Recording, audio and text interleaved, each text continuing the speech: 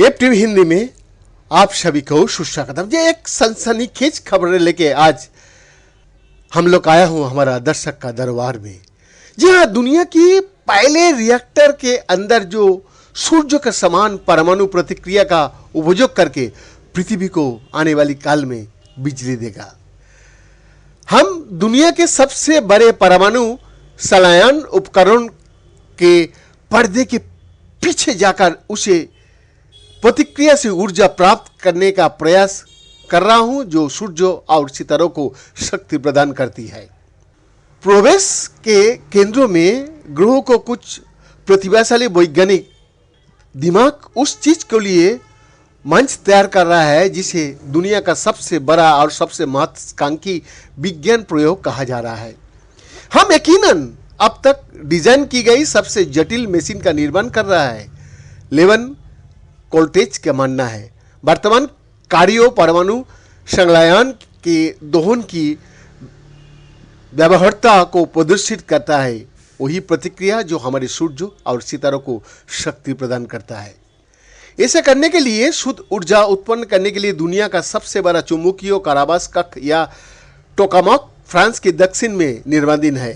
अंतर्राष्ट्रीय thermonuclear experimental reactor परियोजना समझने के लिए उसके बाद औपचारिक रूप से 2006 में पेरिस के पॉलिसी पैलेस में अमेरिका, यूरोपीय संघ, रूस, चीन, भारत और दक्षिण कोरिया द्वारा हस्ताक्षर किया गया था। प्रौद्योगिक उपकरण के निर्माण के प्रयास में अब 30 से अधिक देश सहयोग कर रहा है, जिसका वजन 23,000 टन होना है और पूरा होने पर 150 मिलियन डिग्री सेल्सियस तक तापमान का सामना करने का अनुमान है। ITER के संचार प्रमुख कोल्ट्स ने जो नेक्स्ट बताया, एक तरह से एक राष्ट्रीय प्रयोगशाला एक बड़े शोध संस्थान की सुविधा की तरह है, लेकिन ये वास्तव में 35 देशों की राष्ट्रीय प्रयोगशालाओं का अभिसरण है। परमाणु संलयन ये प्रक्रिया है जिसके द्वारा दो हल्के परमाणु नाभिक मिलकर एक भारी परमाणु बनाता है, जिससे बड़े पैमाने पर ऊर्जा निकालती है। सूर्य के मामले में इसके मूल में हाइड्रोजन परमाणु गुरुत्वाकर्षण दबाव की भारी मात्रा के कारण एक साथ जुड़ा हुआ है। इस बीच यह पृथ्वी पर संलयन उत्पन्न करने के लिए दो मुख्य तरीका की खोज की जा रही है। सबसे पहले आपने अमेरिका में नेशनल इग्निशन फैसिलिटी में सुना होगा, कोल्ट्स ने समझाया। आप एक बहुत ही छोटा सा टुकड़ा लेते हैं, एक काली मिर्च की आकार का, हाइड्रोजन का दो रूप का ड्यूटेरियम और ट्रिटियम, और आप उन पर लेजर शूट करते हैं तो आप वही काम कर रहा है।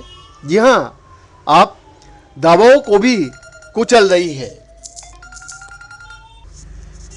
जैसे ही ऊष्मा मिलती है और आपको ऊर्जा का विस्फोट मिलती है, E=mc², पदार्थ की थोड़ी मात्रा ऊर्जा में परिवर्तित हो जाती है। ITER की परियोजना दूसरे संभावित मार्ग पर केंद्रित है, चुंबकीय कारावास संलयन।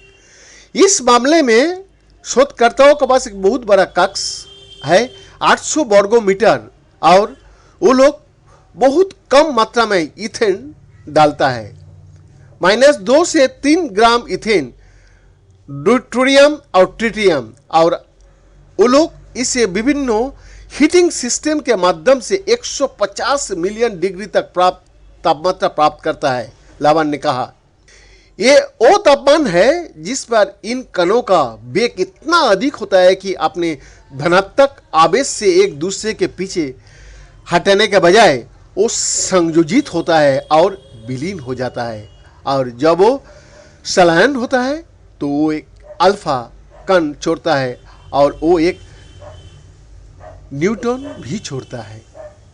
सही बात है, विज्ञान का क्या करिश्मा कर रहा है विज्ञानी लोग आने वाली काल का मनुष्य को भविष्य के लिए। बीएन का report, app TV Hindi, Delhi, Bharat.